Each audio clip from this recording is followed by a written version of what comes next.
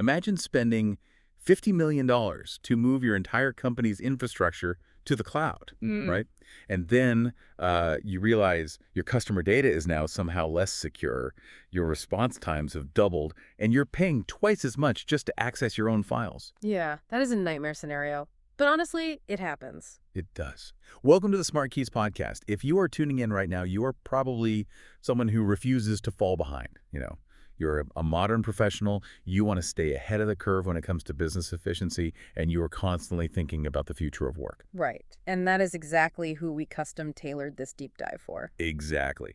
Our mission today is to extract the most actionable, strategic insights from a really fantastic, comprehensive article by Felix Römer.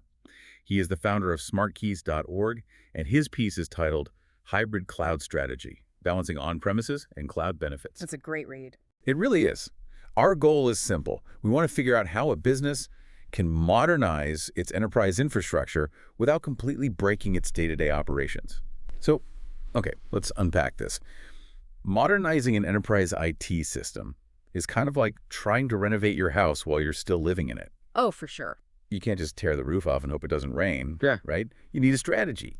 But honestly, it feels even more chaotic than that. Yeah, it's like trying to renovate the house while you are hosting the dinner party every single night in the living room. Right. You cannot disrupt the guests or, in a business context, your customers, while you are rebuilding the foundation.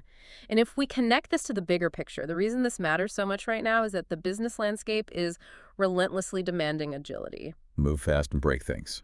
Well, yes, but you actually can't break things anymore. You have to be able to pivot, scale, and innovate yesterday. But you also have these massive immovable realities, like strict data compliance laws. You have complex privacy regulations. IPEA, SOC2, all of that. Exactly. And you have legacy systems that simply cannot just be unplugged and shoved into a wholesale public cloud. You are stuck between needing to move at light speed and needing to keep everything incredibly secure and compliant. And that tension brings us to the core of this strategy, which is the hybrid edge.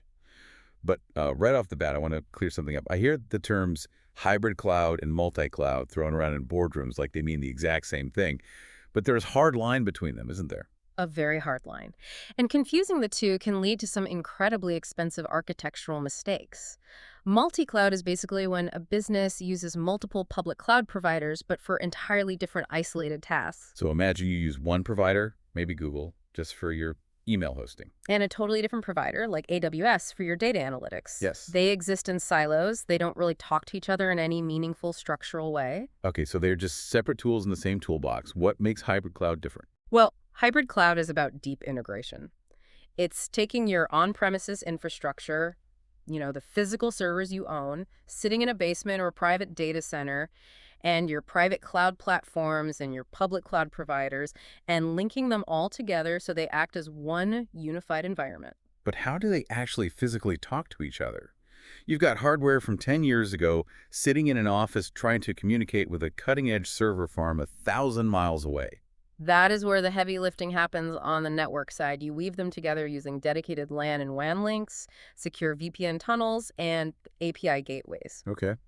Think of an API gateway as a universal translator between that old hardware and the new cloud servers. When you establish that connectivity, they start being separate entities. They can execute the exact same tasks and share data fluidly. Wow. Yeah, it allows you to keep your highly sensitive systems close to the chest while still tapping into the massive scale of a public provider when you actually need it. So they operate as a single organism. But to make that happen, the article points out a couple of software trends driving this. The big ones are virtualization and containerization. I'll admit, sometimes these just sound like industry buzzwords to me. Let's start with virtualization. What is actually happening under the hood there? Okay, think of virtualization as dividing up a massive pie so multiple people can eat at the same time. You use software to create virtual machines or VMs. All right. This partitions a single physical server's computing power into multiple isolated environments. So instead of buying 10 physical servers for 10 different applications, you buy one incredibly powerful server and run 10 virtual ones on it simultaneously. That makes sense. It's a pure efficiency play. You're just maximizing the hardware you already own. Precisely. But then we get to containers. Containerization is everywhere right now. Every tech blog, every vendor pitch. Are they actually solving real enterprise bottlenecks? Or is it just the latest tech jargon we are all supposed to pretend we understand? It is a very fair question to ask whenever a buzzword takes over, but in this case, it is absolutely not just hype. Containers genuinely solve one of the oldest, most frustrating bottlenecks in software engineering, which is the "it works on my machine" problem. Oh, I know that one well. Where a developer builds a brilliant app, it runs flawlessly on their specific laptop, and then the second they deploy it to the company's server, Yeah, the whole thing crashes. Yeah, exactly. right. Because the server has a slightly different operating system, or it's missing a specific file, and tracking down why it crashed used to take weeks of troubleshooting. Right. So how do containers fix that? What containerization does is package an application together with all of its dependencies. The libraries, the configuration files, the specific framework versions, Yeah. everything it needs to run is bundled into one standardized box. Okay. And tools like Kubernetes and Red Hat OpenShift are the orchestration systems that manage these boxes. They allow you to take that neatly packaged container and move it seamlessly between your local on-premises systems and your public clouds. Because the container brings its own environment with it. The app doesn't care if it's sitting on a local server in Chicago or a public cloud server in Frankfurt. It just runs. Precisely. It delivers consistent deployment and performance regardless of the underlying hardware. But this raises an important question. If your applications are now scattered across local servers, private clouds, and multiple public platforms, how on earth do you keep track of it all? It sounds like a logistical nightmare. Mhm. If you don't have the right oversight, you wouldn't even know where your own software is living on any given Tuesday. Which is why you need what the industry calls a single pane of glass, a unified control plane. Hmm. You cannot manage a hybrid environment by logging into 5 different dashboards. You need centralizing platforms. So how do you actually achieve that visibility? What is the mechanism? Take a tool like Azure Arc, which the article mentions.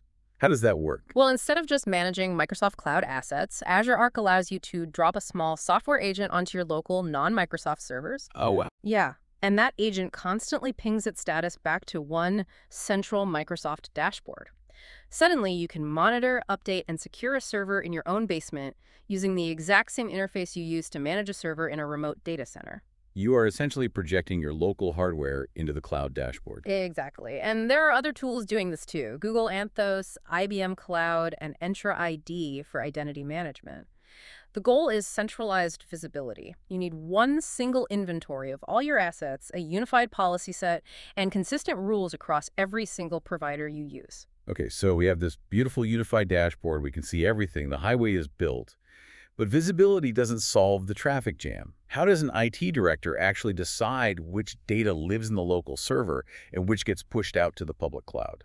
That is where the strategy moves from technical to operational. You have to create strict placement rules. You are essentially building a scoring system for every single application your business runs, grading them based on 4 criteria: response time, data sensitivity, scalability needs, and cost. Let's ground that in a real-world example.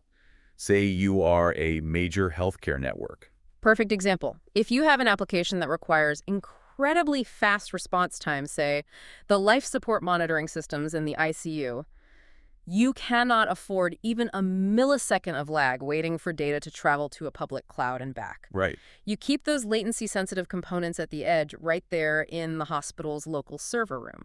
But what about the massive historical patient record database? The stuff that is highly regulated by privacy laws, like Amiria. That stays locked down on your private, heavily fortified on-premises infrastructure. You do not expose that to the public internet if you don't have to.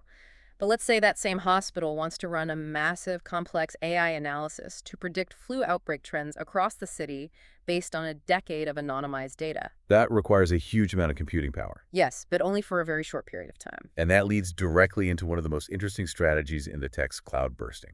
Yes. You push that specific high compute workload out to the public cloud, run the analysis using their massive server farms, and then bring the results back.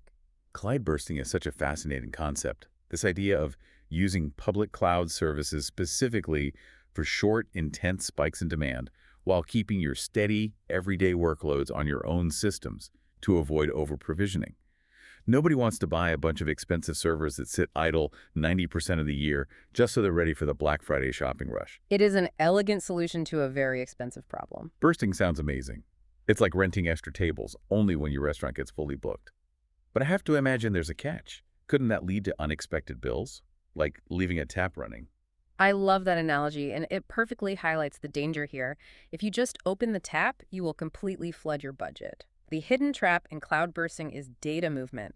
You have to evaluate data egress, transfer, and synchronization costs up front. Just to clarify, egress meaning the cost the cloud provider charges you to take your data out of their system. Yes.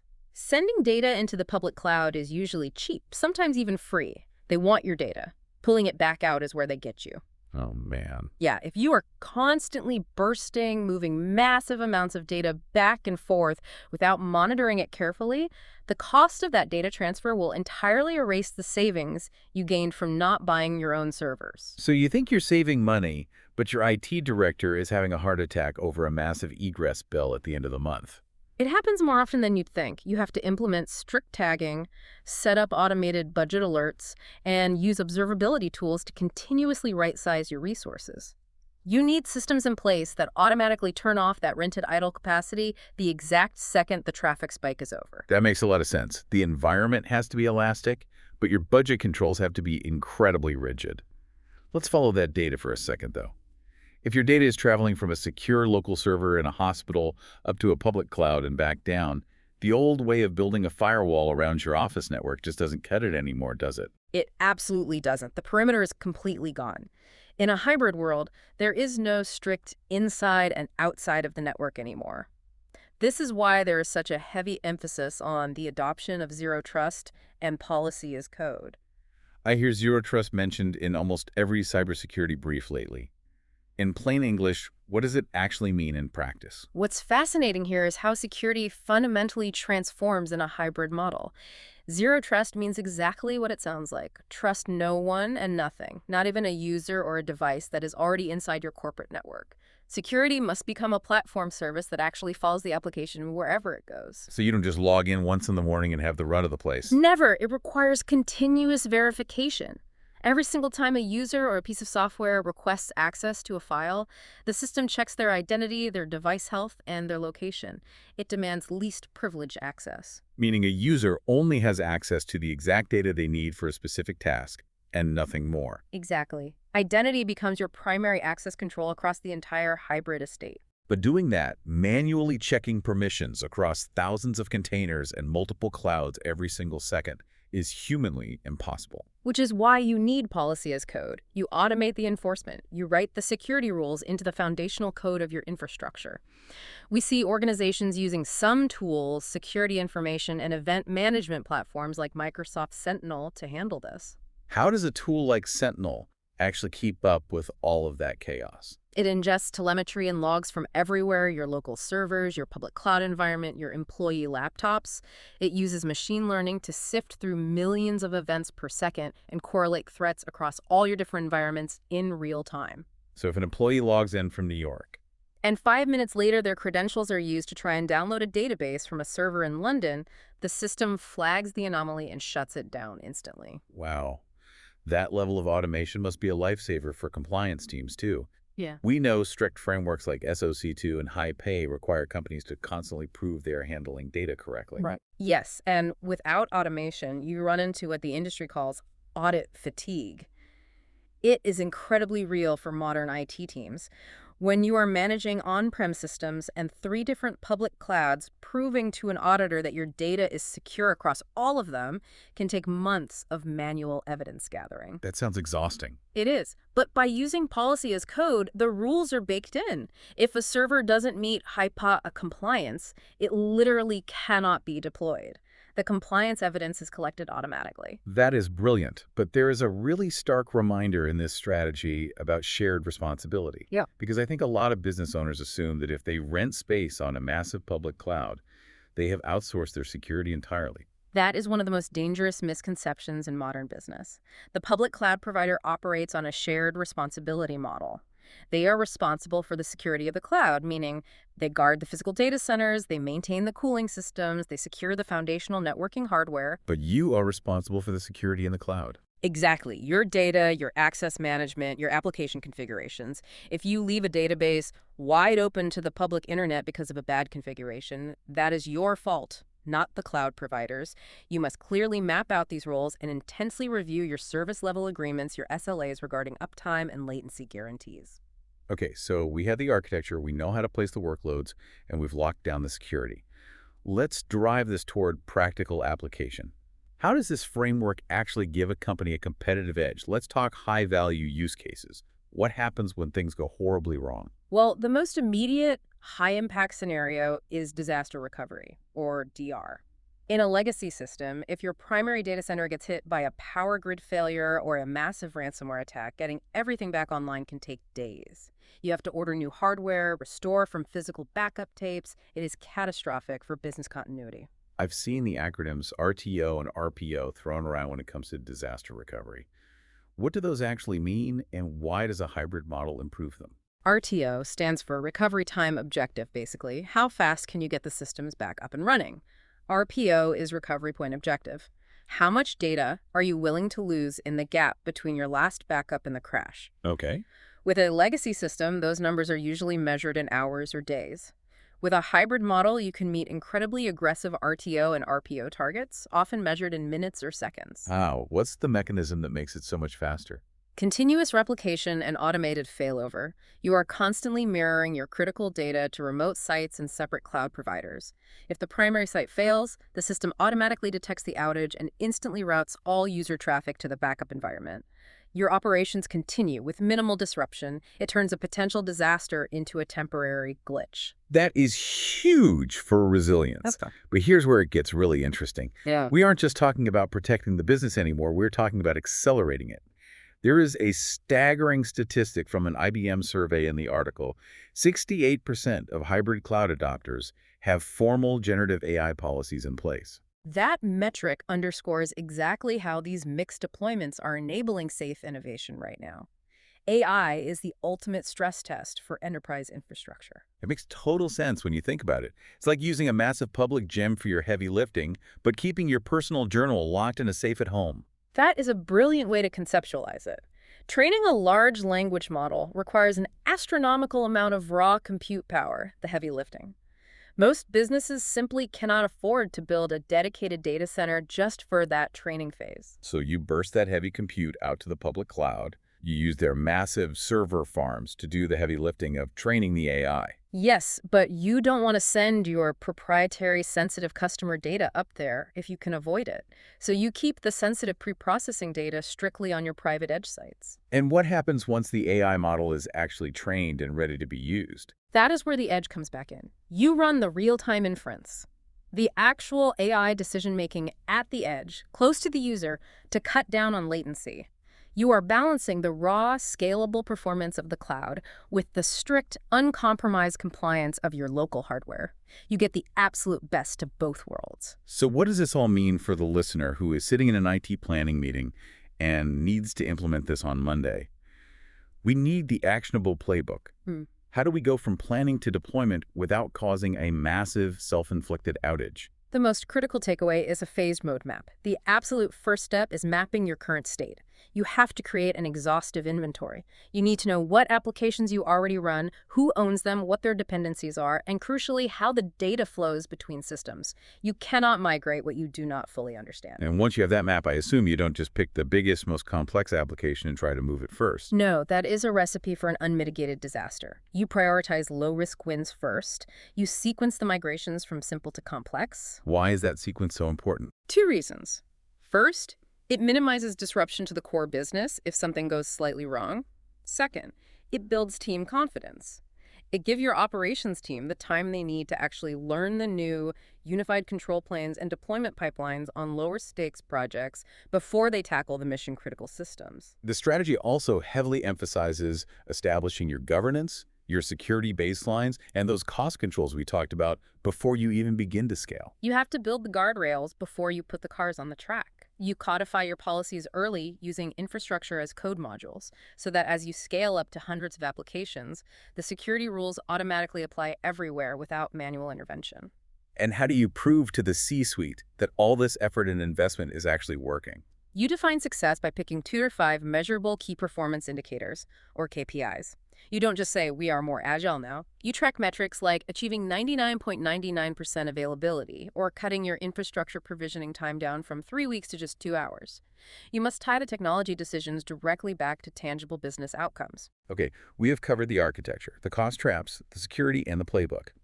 But looking at all of this, the seamless movement of containers, the edge computing, the real-time AI inference, Mm. it leaves me with a somewhat provocative thought to ponder. Oh, yeah. Yeah. Yeah. If hybrid models perfectly blend edge computing and the cloud, the very concept of on-premises might soon become completely obsolete.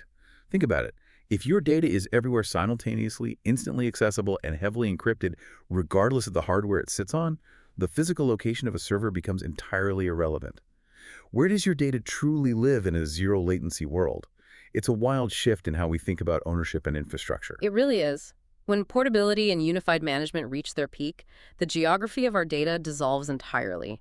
The server room in your basement becomes just another invisible node in a global network. It's something to think about as you map out your own systems and try to future-proof your business.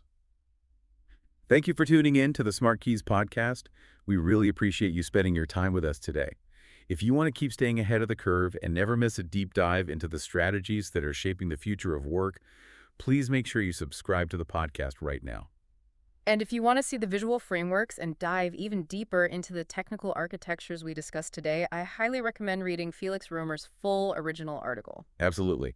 We have put the link to the full article right there in the show notes for you. Until next time, keep innovating, keep questioning, and we will catch you on the next deep dive.